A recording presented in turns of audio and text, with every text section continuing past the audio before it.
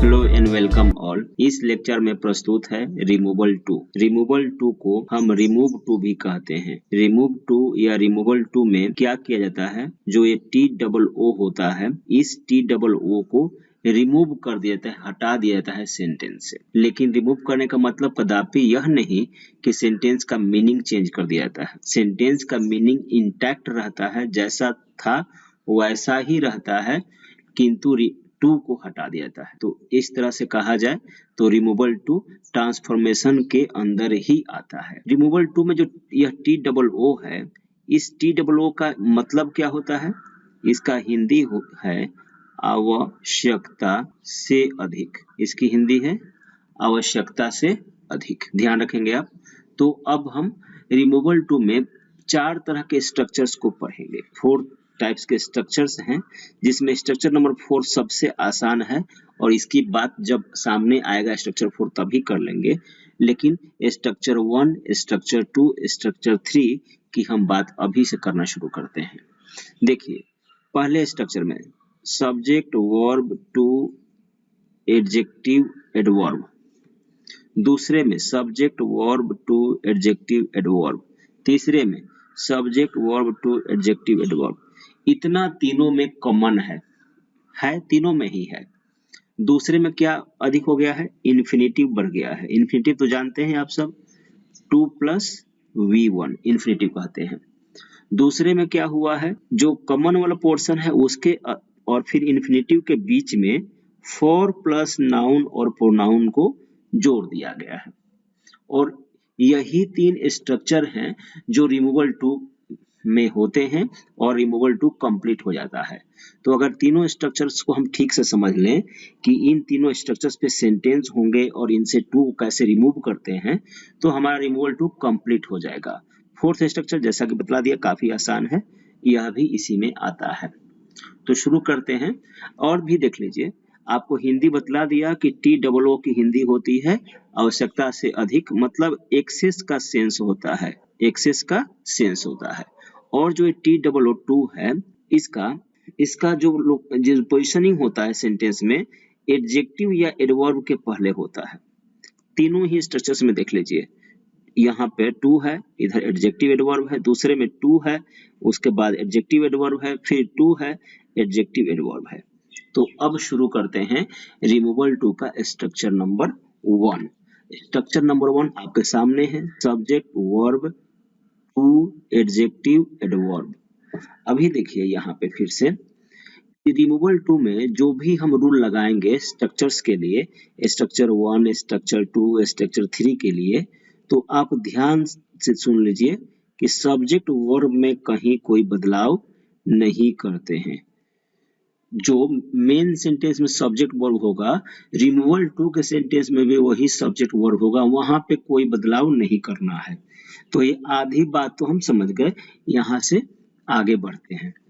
Subject verb to फिर adjective adverb का structure है हमारे पास, और हम सब्जेक्ट वर्ब में कोई बदलाव नहीं करते हैं, तो उसके आगे सीखते हैं कि आगे क्या करते हैं। तो टू को तो हटा ही देते हैं। जो टू होता है, आप जानते भी हैं कि टॉपिक ही हमारा टॉपिक ही हमारा रिमूवल टू है।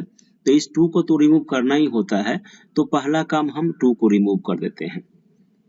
टू को रिमूव करने के बाद जो एडजेक्टिव या एडवर्ब होता है, यह स्ट्रक्चर 1 के लिए रूल है। आप ध्यान से देखेंगे, ध्यान से समझेंगे, बिल्कुल कंफ्यूजन नहीं रहेगा। जो एडजेक्टिव एडवर्ब होता है इस स्ट्रक्चर के लिए, इसका कंपैरेटिव फॉर्म को लिखना पड़ता है रिमूवल टू वाले सेंटेंस में। कंपैरेटिव फॉर्म क्या होता है? जैसे कि मान लीजिए कि एक एडजेक्टिव है गुड, आप इसका जानते हैं बेटर और फिर जानते हैं बेस्ट। तो यह पॉजिटिव फॉर्म है, बेटर कंपैरेटिव फॉर्म है और बेस्ट सुपरलेटिव फॉर्म है। तो कंपैरेटिव फॉर्म लिखना पड़ता है इस स्ट्रक्चर में। सब्जेक्ट वर्ब टू और एडजेक्टिव एडवर्ब के स्ट्रक्चर में जो भी एडजेक्टिव या एडवर्ब होता है, देखिए यहाँ पर नीचे एग्जाम्पल में वीक लिखा हुआ है, तो इस वीक का कंपैरेटिव फॉर्म वीकर होता है, उसे लिखना पड़ता है। वो कर दिया। और आप जानते हैं कि किसी सेंटेंस में कंपैरेटिव डिग्री जैसे ही लिखते हैं, उसके बाद हम दैन का प्रयोग करते हैं। तो देन का प्रयोग करना पड़ता है। अभी समझिए इतना ही, फिर आगे का पोर्शन बताता हूँ। Ram is too weak sentence है हमारा, ओरिजिनल सेंटेंस है राम इज टू वीक। यहाँ से टू को रिमूव करना है। आपको बतला दिया है कि सब्जेक्ट और वर्ब में तो कोई बदलाव करेंगे नहीं, टू को तो रिमूव कर देंगे, कर दिया।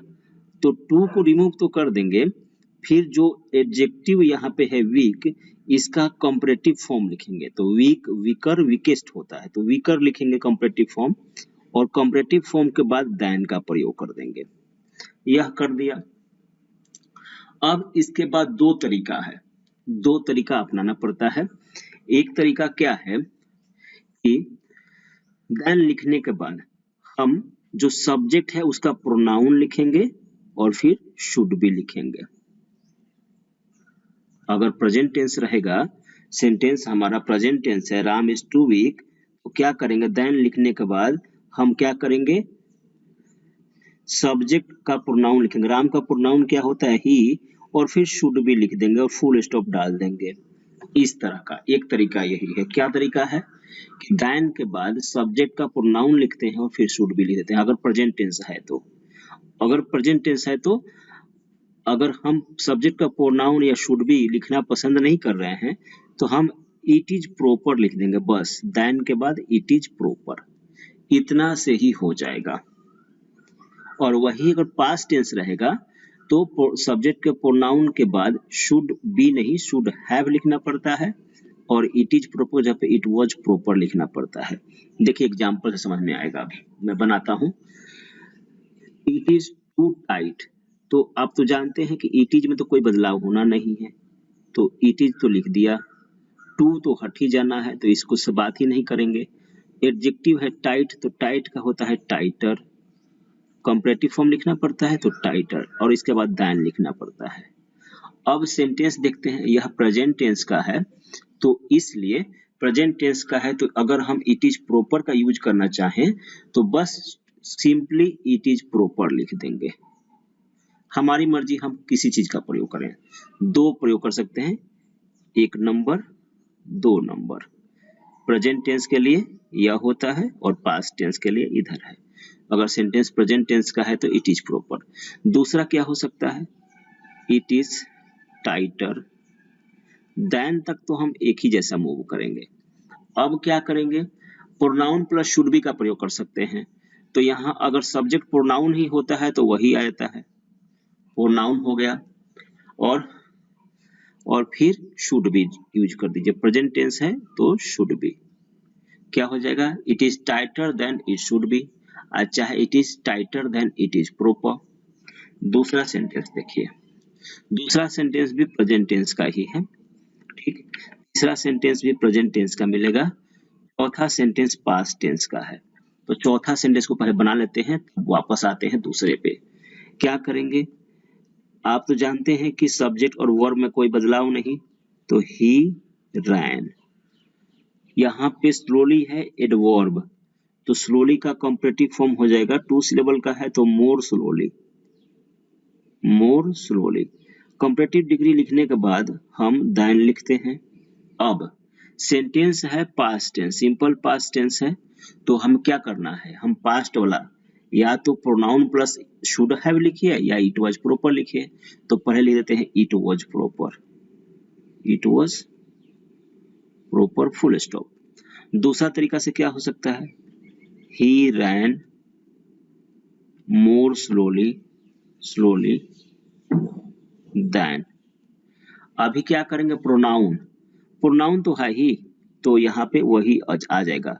अगर यहाँ पे राम होता तो राम का प्रोनाउन भी आप जानते हैं ही हो जाता, तो ही, और फिर शुड हैव लिख देंगे हम, पास्ट है तो शुड हैव, ठीक, समझ गए होंगे आप।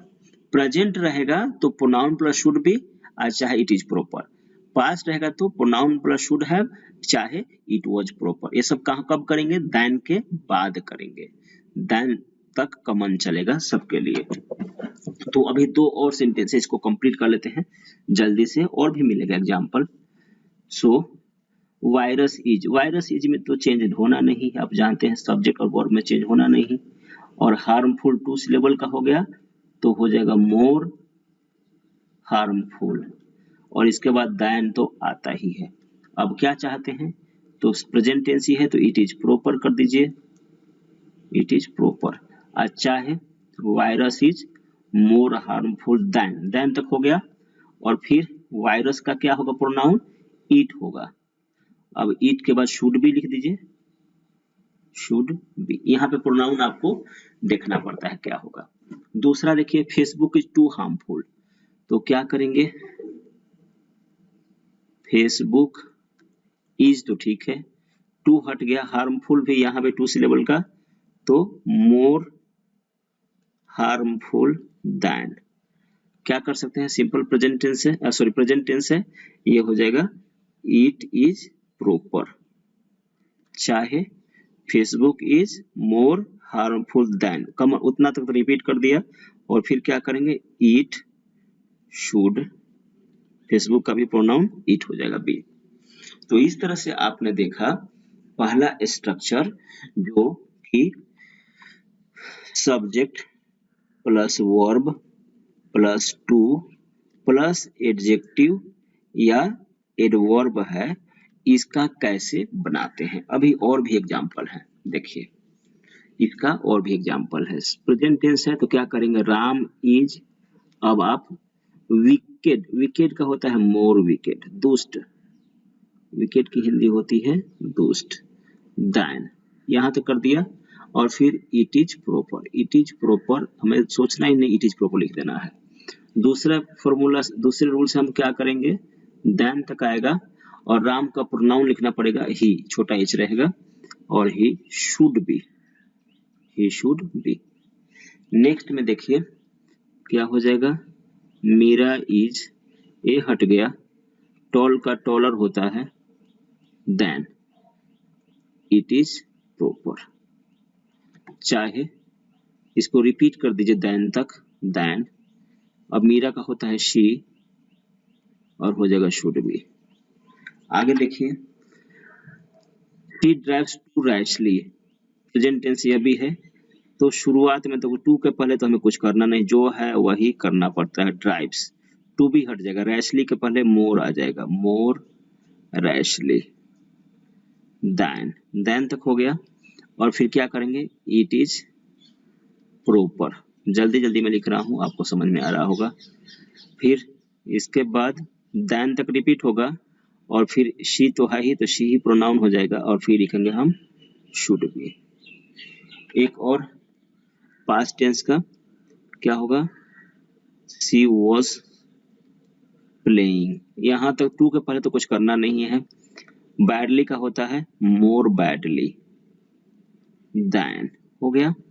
अब क्या करेंगे, इट वॉज प्रॉपर, चाहे रिपीट किया इतना को, देन तक, प्रोनाउन रहेगा शी, शुड, और पास्ट टेंस है तो यहाँ पे have.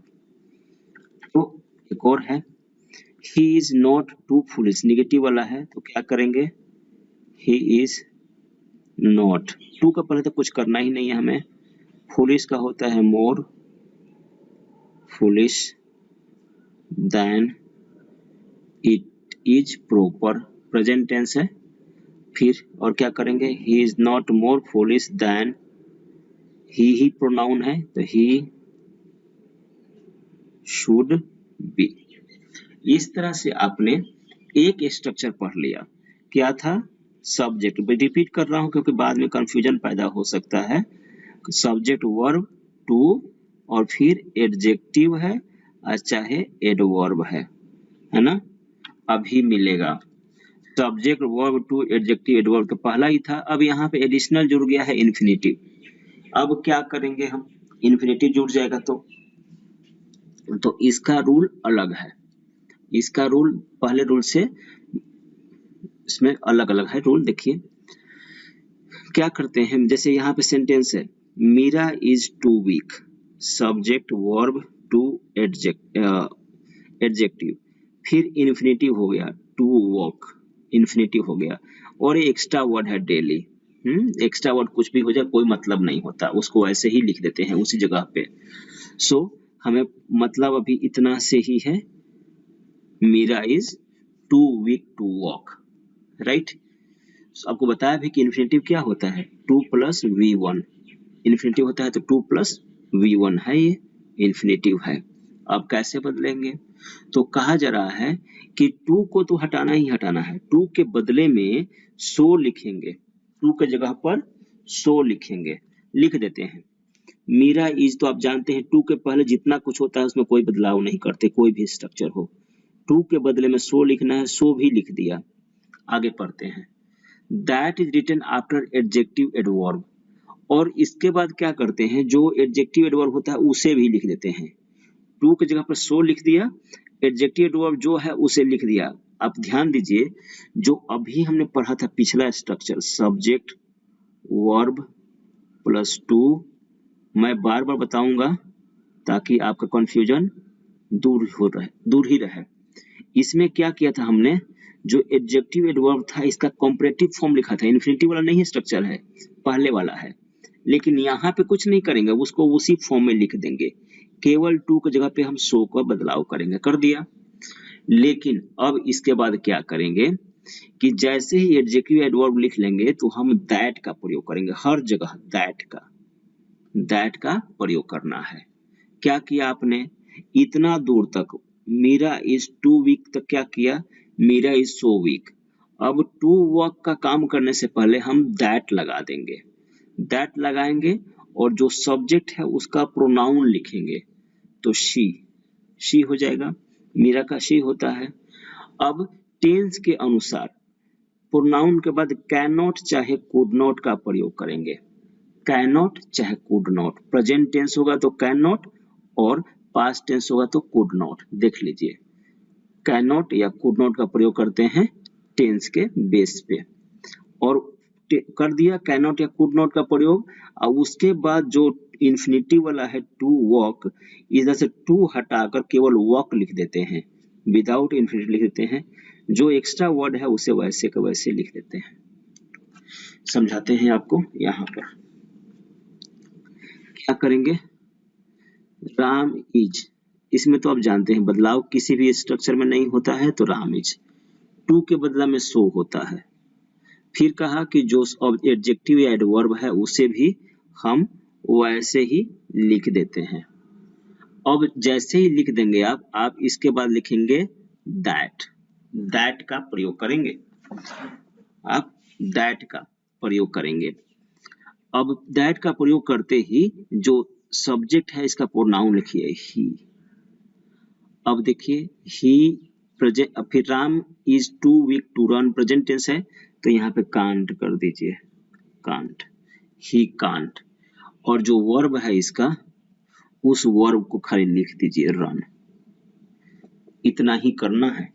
Ram is so weak that he can't run, क्या सेंटेंस है हमारा, Ram is 2 weak to run, Ram इतना कमजोर है कि नहीं, राम दौड़ने में बहुत कमजोर है, तो ये होगा Ram is so weak that he can't run, Ram इतना कमजोर है कि वह दौड़ नहीं सकता। मतलब ऑलमोस्ट एक ही है, आपको बतलाया है शुरू में कि मतलब नहीं बदलता है, स्ट्रक्चर बदलता है।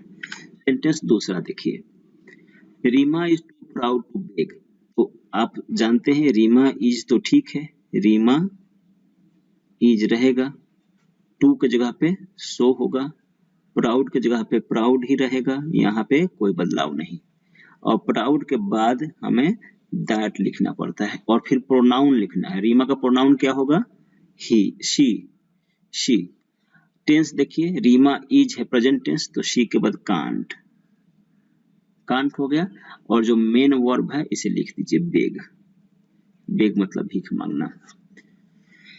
इसके बाद है he was too slow to win the race, यहीं पे बना देता हूं, देखिए he was 2 हो गया 100 में, और फिर स्लो हो गया, और जैसे ही लिखा हमने एडजेक्टिव लिख दिया दैट। अब फिर प्रोनाउन लिखेंगे, जो सब्जेक्ट है उसका तो ही है तो ही रह जाएगा, प्रोनाउन रहता है तो वही छप जाता है, नाउन रहता है, जबकि रीमा था तो इसका जो भी प्रोनाउन उचित होता है, तो आप जानते हैं कि फेमिनिन जेंडर का सिंगुलर में सी होता है, तो उसे कर दिया, तो ही हो गया। अब फिर टेंस देखिए इसका, ही वॉज है तो यहाँ पे ही कुड नॉट, और जो वर्ब है उसे लिखिए, विन है, टू विन है ना इन्फिनिटिव वाला, तो खाली विन लिखिए, जो बचा हुआ है उसे लिख दीजिए आप, इसमें तो कुछ सोचना ही नहीं है। ठीक, next, she is too quiet to speak, she is too quiet, quiet मतलब होता है शर्मिला, इसको करते हैं, she is so quiet that, pronoun आ जाएगा शी, इज है तो यहाँ पे कैन नॉट स्पीक हो जाएगा। तो ये हुआ हमारा,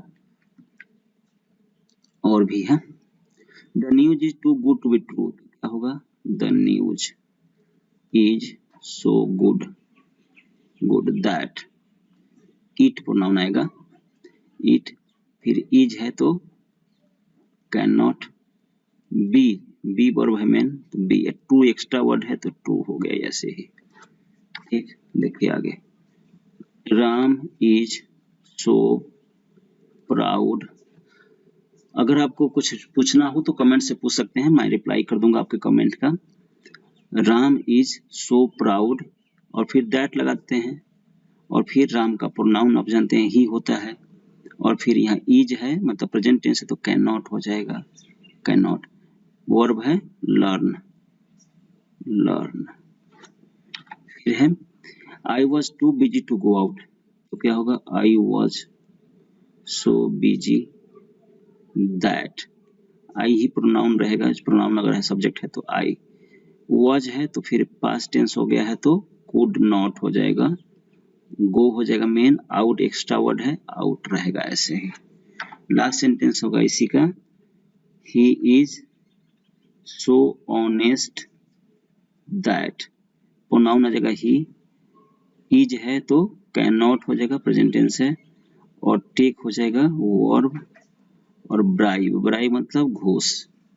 तो इस तरह से आपने दूसरा स्ट्रक्चर देख लिया, कंफ्यूजन ना हो इसलिए एक बार रिपीट करते हैं। पहला स्ट्रक्चर क्या है, subject verb plus too plus adjective या एडवर्ब, एक sentence, Ram is too weak. ठीक, दूसरा स्ट्रक्चर क्या है, सब्जेक्ट वर्ब टू एडजेक्टिव या एडवर्ब प्लस इन्फिनिटिव, इस तरह के। एग्जाम्पल क्या है, कोई भी ले लीजिए, I was too busy to go, इतना ही रखते हैं।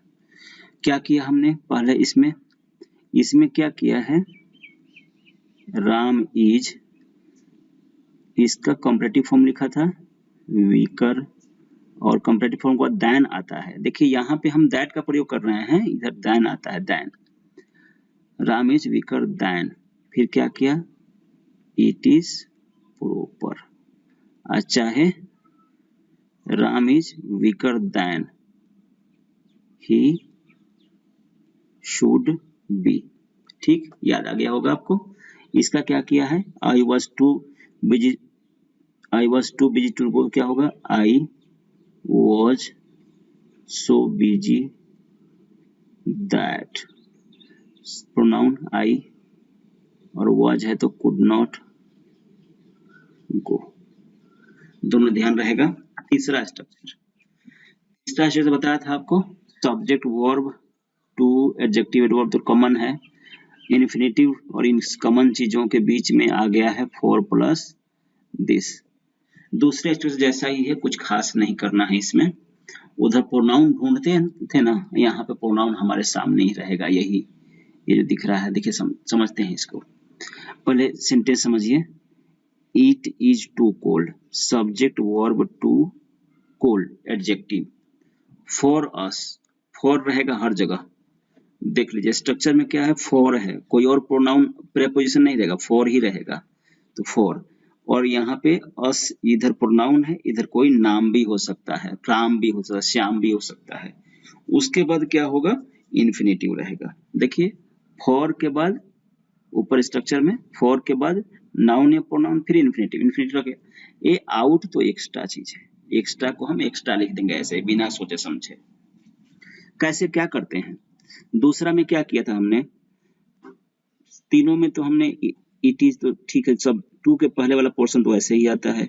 दूसरे में क्या किया था कि टू को सो में चेंज किया था, यहाँ भी करेंगे। एडजेक्टिव को या एडवर्ब को वैसे ही लिख किया था। एडजेक्टिव एडवर्ब पर दैट लिखा था, लिख दिया है।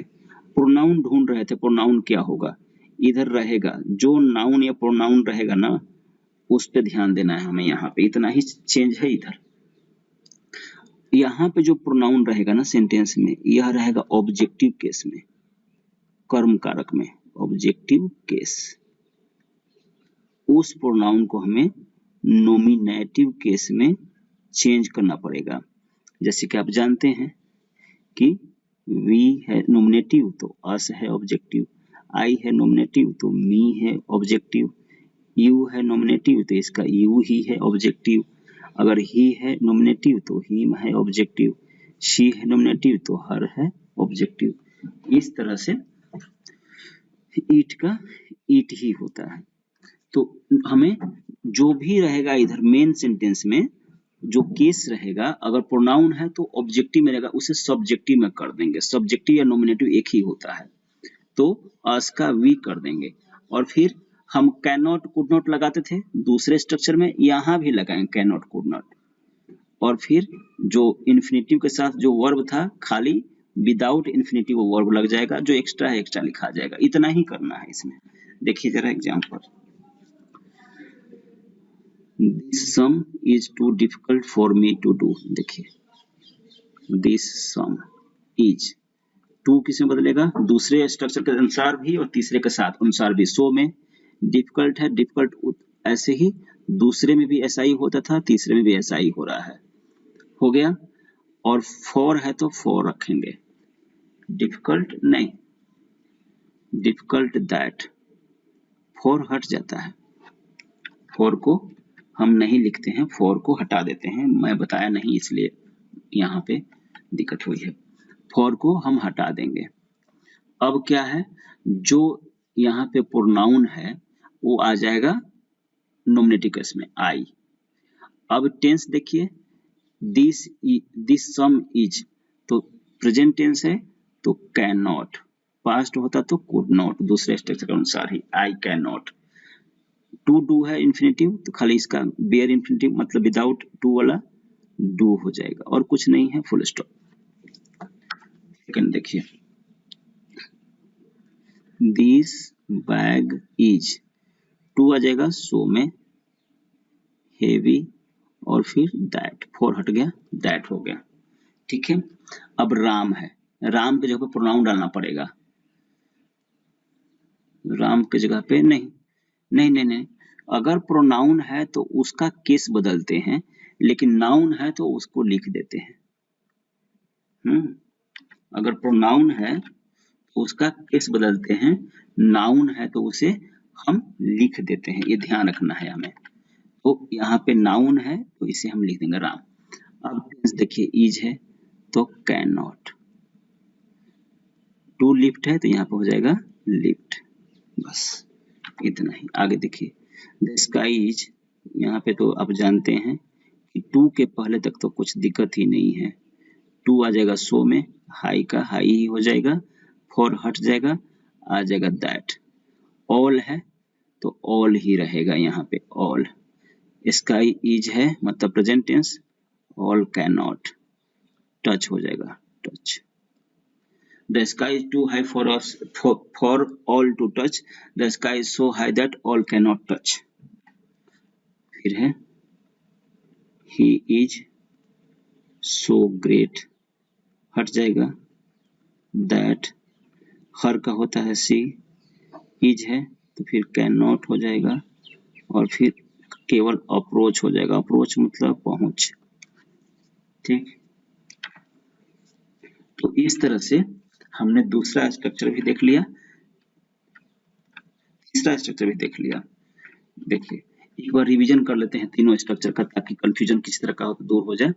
पहला स्ट्रक्चर क्या था, ध्यान करिए, subject verb plus too plus adjective या adverb. Example, Ram is weak, ठीक। दूसरा स्ट्रक्चर क्या था, subject verb plus too adjective adverb plus infinitive. Example क्या था, Ram is too weak to run.